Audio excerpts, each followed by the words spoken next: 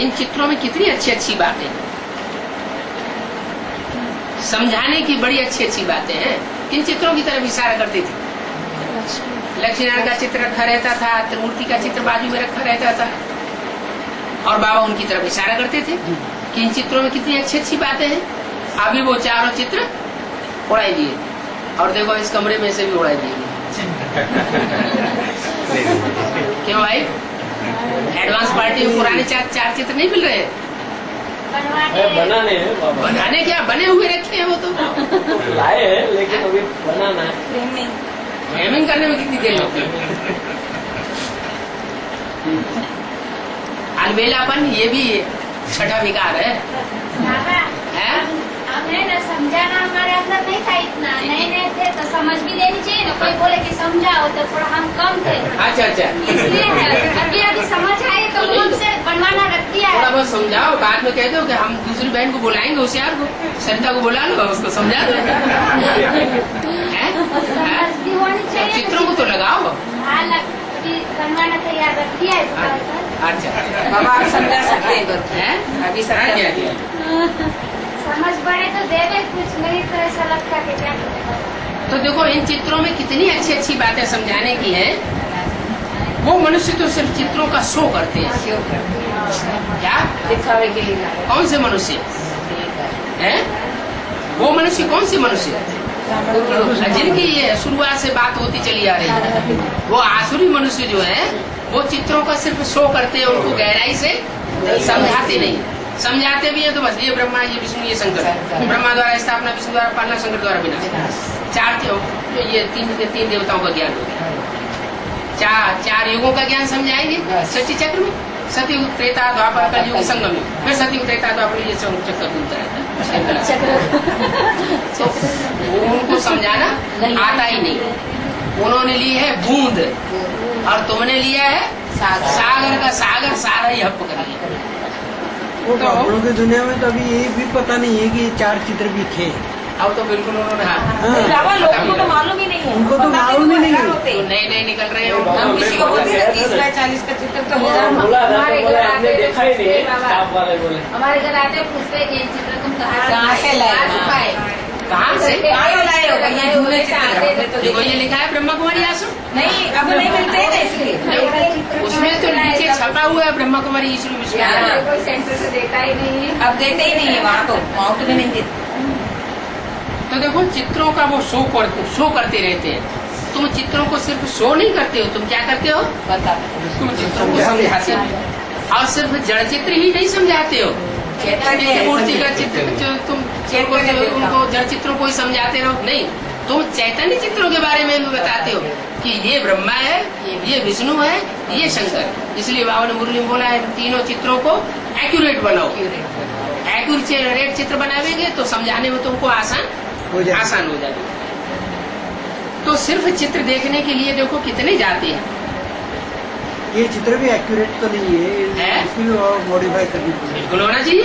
बाबा इन्हें एडवांस में तो मालूम है क्या बनाया है? वैष्णो देवी का और इधर ब्रह्मा का, ऐसा बनाया है जीव चित्र।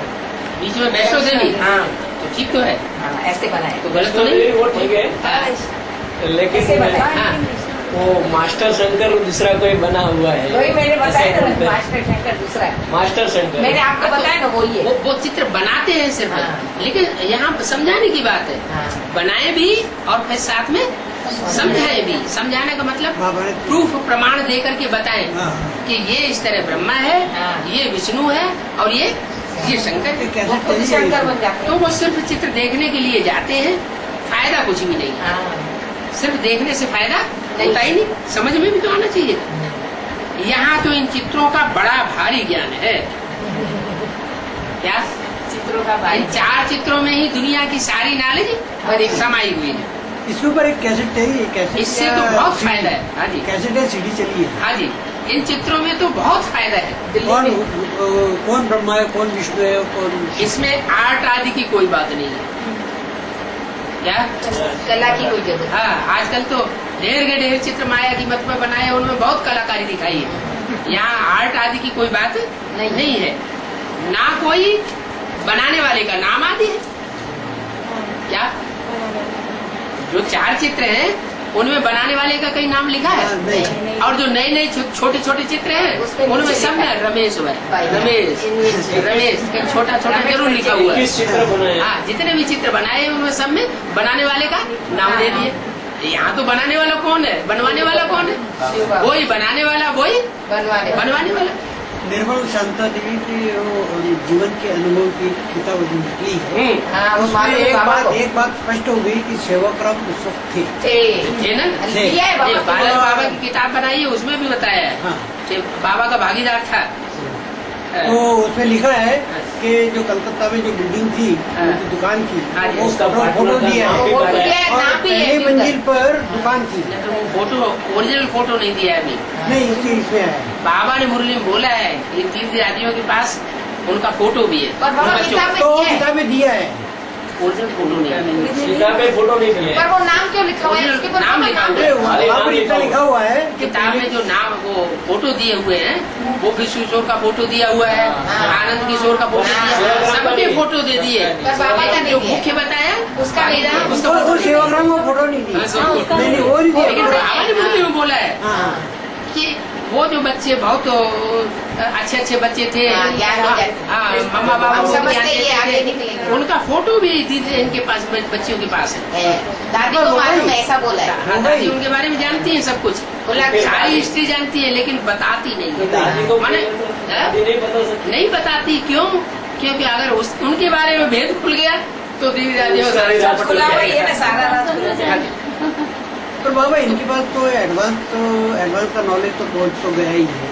उसमें सेवाग्राम का जो उल्लेख करते हैं वो सेवाग्राम का निर्मल शांता देवी ने अभी क्लैरिफिकेशन किया है। तो क्यों किया? वो भागीदार था और वो ईमानदार था, ऐसी सब बातें तो लिखी हुई है। हाँ जी, हाँ जी। तो ये नहीं, जब बहनोई था तो श्रेष्ठ ही व्यक्ति होगा ना। तो जैसे खून होता है तो खून का कुछ कनेक्शन होता है कि नहीं? जब निर्मल शांता दादी इतनी बढ़िया है तो उनकी माँ कितनी श्रेष्ठ होगी? है? तो उनके तो नाम आदि लगे हुए हैं। उन्होंने जो चित्र बनाए हैं उसमें तो उन्होंने नाम आदि दे दिए। टीचर्स बहनों में तो ऐसा बताते हैं कि जशोदा जो है ना वो राधा बनने वाली, ऐसा बताते। प्रकाश मंडाली ने ऐसा बोला है। टीचर्स बहनों की जो भट्टी होती है ना उसमें बहनों ने ऐसा बताया कि जो जशोदा थी बताने से नहीं मान लेना चाहिए। हाँ, वही बात। बताने के साथ साथ प्रूफ भी चाहिए। उसकी पूरी वो बायोडाटा होनी चाहिए। हमारा बाप बुद्धिमानों की बुद्धि है, बरोबर। तो जब हमारा बाप ही बुद्धिमानों की बुद्धि है तो बच्चे कैसे होने चाहिए? बुद्धिमान बच्चे होने चाहिए। तो बुद्धिमान वो जो सुनी सुनाई बातों में विश्वास न करे। हर बात का, जो बुद्धिमान बच्चे होंगे वो हर बात का प्रूफ मांगे।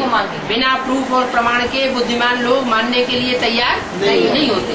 बाबा जी माँ के वो फॉलो करता है, दूसरा चिल्लाता रहे, बोलता रहे, बार इसलिए बाबा ने तो वहाँ तो आर्टिस्ट को कितने इनाम मिलते हैं। ये तो नॉलेज की बात है। यहाँ कोई चित्र आदि की कारीगरी की कला की बात नहीं है, यहाँ तो ज्ञान की बातें हैं। कोई इतना समझते हैं, हाँ बाप को तो जरूर याद करना चाहिए। इतना कहा, इतना सुनाया, इतनी प्रजा बनी, और प्रजा तो बहुत अथाह बननी है। मैं तो हूँ ज्ञान का सागर, एक बूंद भी किसको मिलने से स्वर्ग में आ जाएगी। क्या कहा? एक बूंद भी स्वर्ग में तो आ जाए। मैं ज्ञान का सागर हूँ। आपको बना देते हैं उसे बिंदी, तो कैसे सुनाएगा? बिंदी कैसे सुनाएगी? मैं ज्ञान का सागर हूँ, एक बूंद भी किसको मिलने से स्वर्ग में तो आ जाएंगे। तो बिंदी से एक बूंद कैसे टपक टपक गिरती रहती है क्या उसमें से? नहीं, वो तो सुनाता है। और सुनने वालों में से जो एक बूंद भी धारण कर लेते हैं तो उनको प्राप्ति हो जाती है, स्वर्ग में आ जाते, वैकुंठ में आ जाएंगे, हाँ प्रजा बन जाएंगे। इसका मतलब यज्ञ के आदि में बहुत सी आत्माएं निकली और किन्होंने सच्चाई को, कोई ने अच्छा सच्चाई से धारण किया और वो उस समय छोड़ करके चले गए, और दूसरों ने धारण नहीं किया।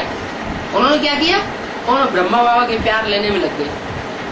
शिव बाबा की वाणी का उतना महत्व नहीं दिया, न पीयू की वाणी का दिया और न बाद में ब्रह्मा के मुख से जो वाणी बोली उसका भी महत्व नहीं दिया। किस बात में महत्व दिया? मिट्टी के पात्र में ज्यादा महत्व दिया।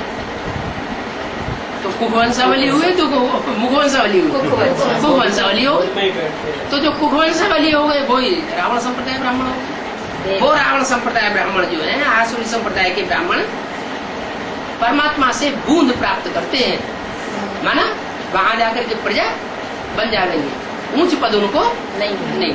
वैकुंठ तो संभव ही है, स्वर्ग यहाँ भी ऐसे ही होगा। जिन्होंने यहाँ बूंद धारण की होगी वो वहां ऊंच पद थोड़ा ही पावेंगे, और जिन्होंने बहुत कुछ धारण किया होगा वो राज परिवार में साथ साथ बैठेंगे। राजाओं महाराजाओं की सभा लगती है तो उसमें कोई तो बड़ी बड़ी कुर्सियों पे, बड़े बड़े ओहदों पर बैठते हैं, कोई नीचे जाकर के या पीछे जाकर के बैठते हैं। तो ये सारी सभा लगनी है ना कि नहीं लगनी है? वो जो बिंदी बिंदी आत्माएं दिखाई जाती है परम धाम में, वो वहाँ की यादगार है ऊंच और नीच की, या यहाँ माउंट आबू में बैठेंगे वहाँ ऊंच और नीच की यादगार है? यहाँ साकार सृष्टि पे तुम बच्चे परम धाम को नीचे उतार लेंगे, तो साकार सृष्टि पे जब परम धाम नीचे आएगा तो वहाँ भी औहदे होंगे कि ये ऊंचे ऊंचे हैं, ये नीचे नीचे हैं। स्वर्ग का मोड़ बनेगा। नहीं, वो स्वर्ग का मान वो आत्मिक स्थिति की बात। एडवांस में भी तो ऐसे ही होगा ना भाई। क्यों नहीं होगा? एडवांस की बात हो रही। असली ज्ञान तो एडवांस ही है ना। नहीं बाबा, वो प्रजा वाली बात जो आपने बताया, एडवांस में भी प्रजा है, एडवांस में भी आता है कि अच्छे से अच्छे देखना हो तो यहाँ देख लो, अब बड़े से बड़े कमबख्त देखना हो तो यहाँ देख लो। वो ज्ञान व्यान नहीं धारण करेंगे, जैसे चांडाल होते हैं ना, चांडालों के काम धारण करेंगे। मैं तो ज्ञान का सागर हूँ। तुम समझते हो प्रदर्शनी से बहुतों का कल्याण होता है। कौन सी प्रदर्शनी? तो उन्होंने ढेर सारे चित्र निकाले। अरे ढेर सारे चित्रों की बात नहीं है, बाबा कहते हैं 4 चित्रों को ही छत इतना ऊंचा बढ़ाओ। बड़े बड़े चित्र बनावेंगे तो अंधे की औलाद, अंधों की आंखें खुलेंगी, तुमको समझाने में सहज हो जाएगा। दूर से भी प्रदर्शनी से बहुतों का कल्याण हो सकता है, लेकिन ये 4 चित्रों में, हाँ 4 चित्रों में समझाने में बहुत कल्याण होगा। ईश्वर कल्याणकारी है ना, तुम्हारा भी कल्याण हो रहा है, परंतु फिर इसमें विचार सागर मंथन जरूर चाहिए। क्या इन 4 चित्रों में समझाने में बहुत विचार सागर मंथन करना चाहिए। विचार सागर मंथन करता रहे, स्मृति में लाते रहे तो बहुत फायदा होगा। उल्टी सुल्टी बातें तो एक कान